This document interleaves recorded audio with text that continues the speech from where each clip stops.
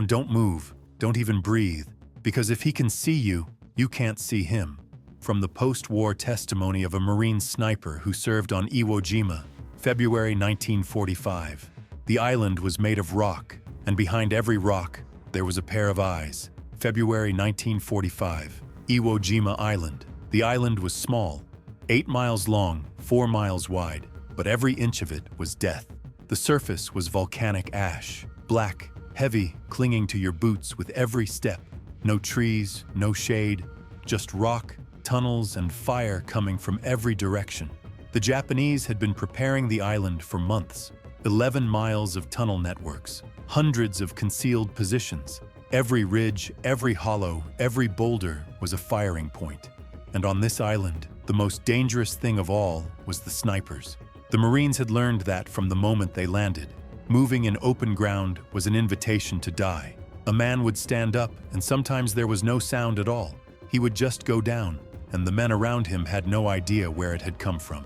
Corporal James Anderson served with the 5th Marine Regiment. He was from Indiana, a quiet man. He'd grown up on a farm, he knew patience, he knew how to wait. His selection as a sniper was no accident. Sharp eyes, steady hands, nerves that held. But on Iwo Jima, the man across from him was the same. Japanese sniper Kenji Watanabe was dug into the slopes of Mount Kuribayashi, a narrow position carved into the rock. From there he could see the beach, and every day, more Americans were coming ashore. 2 men, 2 rifles, 1 island. The Japanese defense of Iwo Jima was designed by Lieutenant General Tadamichi Kuribayashi. Rather than a conventional beach defense, Kuribayashi adopted a strategy of defense in depth. The tunnel system allowed Japanese forces to move between positions underground, sheltering from American artillery and air strikes. This gave snipers a particular advantage. Japanese snipers were equipped with the Arisaka Type 97 and Type 99 rifles, with an effective range of 600 to 800 meters. American snipers carried the Springfield M1903 and Winchester Model 70. Technically, the 2 sides were closely matched. What made the difference was knowledge of the terrain and psychological endurance. Anderson was 3 days in, early morning. The sun hadn't risen yet, but the horizon was turning red.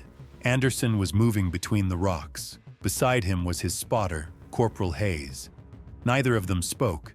Speaking was a luxury here. They had picked a position, high ground, good sightlines, covered from behind. Anderson settled in, set up the rifle, brought the scope to his eye, and waited. Half an hour passed. An hour, nothing. Then Hayes touched his arm, lightly, pointed right. Anderson moved the scope. 400 meters out, between 2 rocks, a movement, very small, a shadow. Anderson held his breath. The shadow stopped, as if it had felt something too, as if it was waiting as well. 2 minutes passed. The shadow was gone. Anderson looked at Hayes. Hayes nodded. Both of them knew someone was out there, and that someone was looking for them too. Then the first casualty came in the afternoon. 50 meters to their left, a Marine had stood up. 1 sound, 1 round. The man went down. Nobody had seen where it came from. Anderson swept the rocks. Nothing. No movement.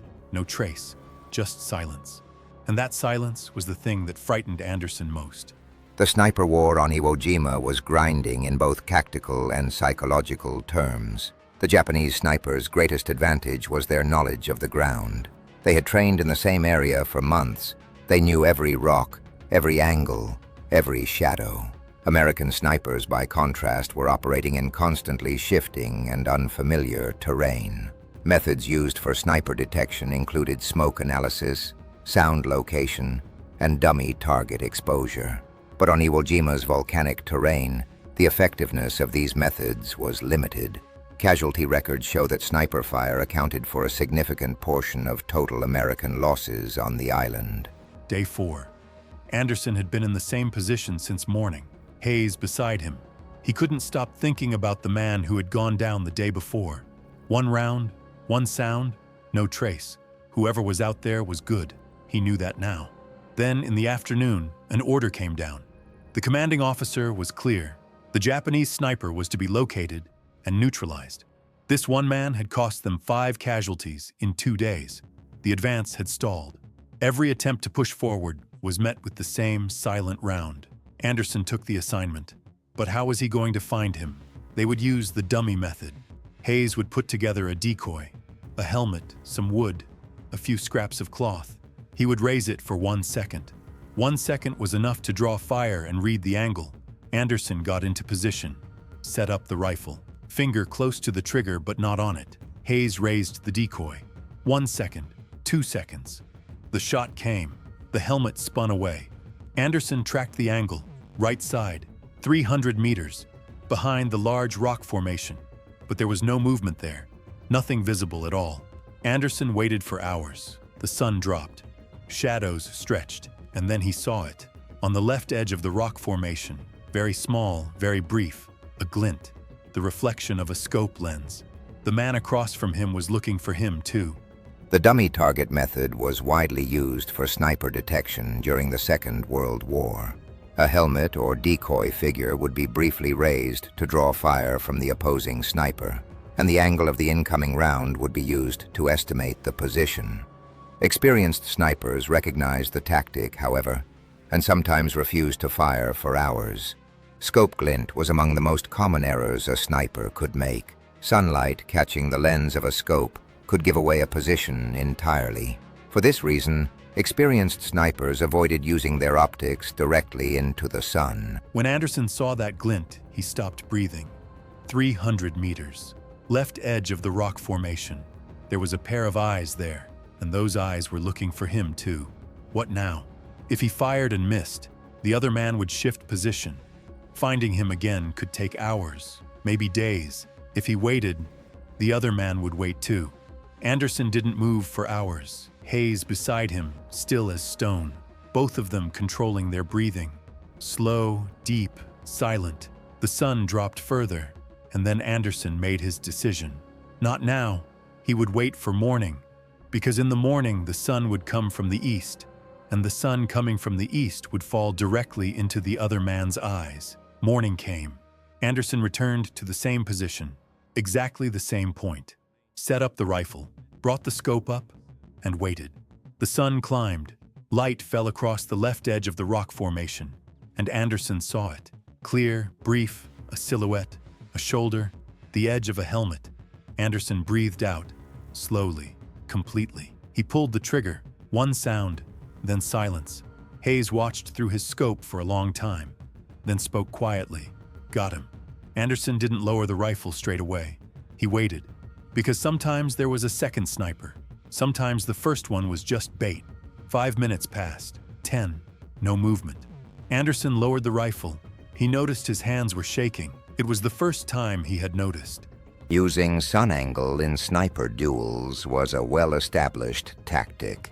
A sniper facing east in the morning hours was at a disadvantage, while one facing west held the stronger position.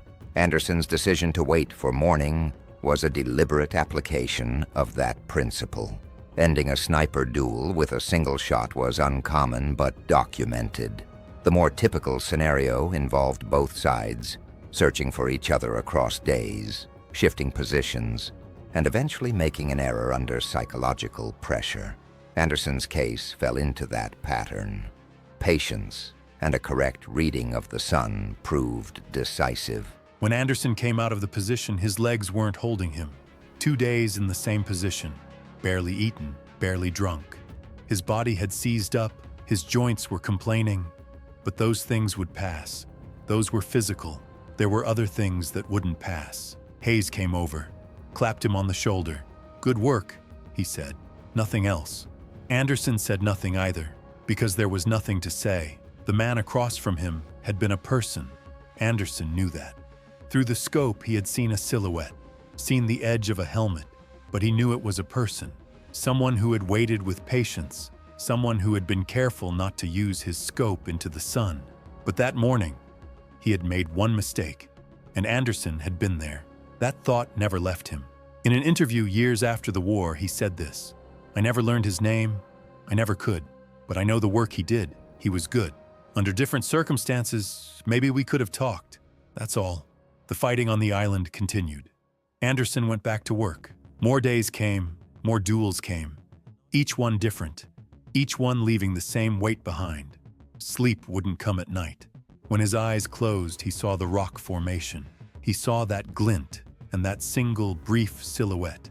Anderson never told anyone.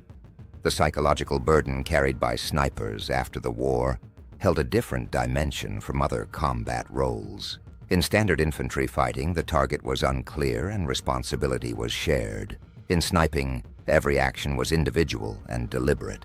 The psychological literature shows that this produced distinct effects on post-war trauma.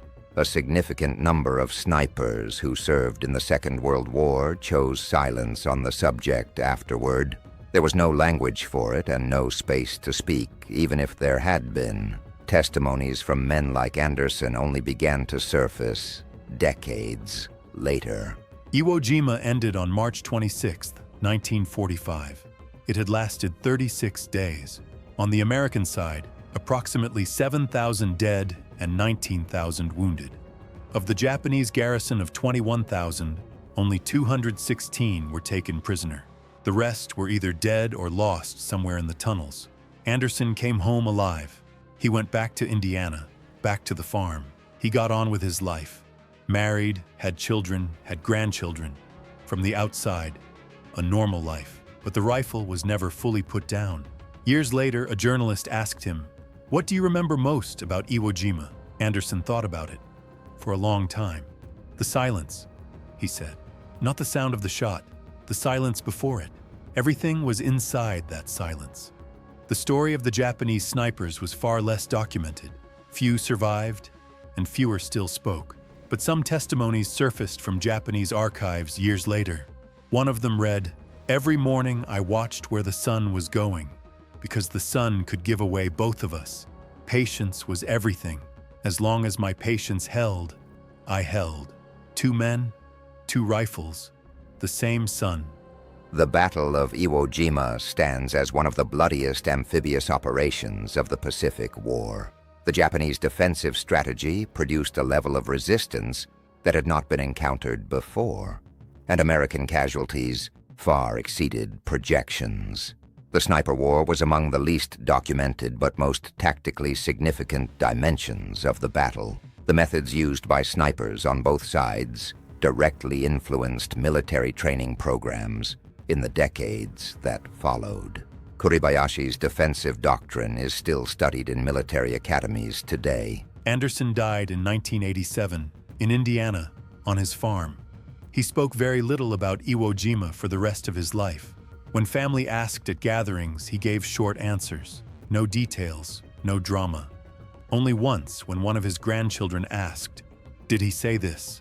"Every morning on that island, I watched where the sun was hitting, because the sun could protect you and give you away at the same time.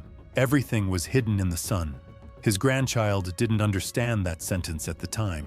Years later, they did. The sniper war on Iwo Jima made it into the record only partially. There are testimonies from the American side, far fewer from the Japanese side, because few survived, and those who survived mostly didn't speak.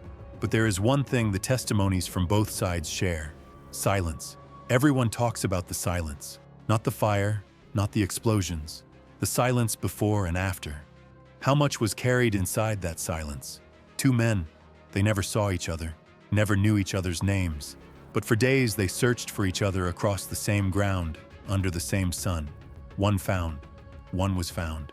Maybe that is the oldest and simplest summary of war, not winner and loser, the one who found and the one who was found. And both of them watched the sun each morning. The same sun, through different eyes, with the same fear. The sniper wars of the Pacific Theater remained in the background of Second World War history for many years. Large-scale landings, tank battles, and air campaigns drew more attention. But over recent decades, as both American and Japanese archives have opened to researchers, these stories have been slowly coming to light. Reading the testimonies of snipers from both sides, a striking parallel emerges: the same fear, the same patience, the same silence. The men who faced each other as enemies were often the men who most resembled each other. It is one of the quietest and deepest paradoxes in the history of war.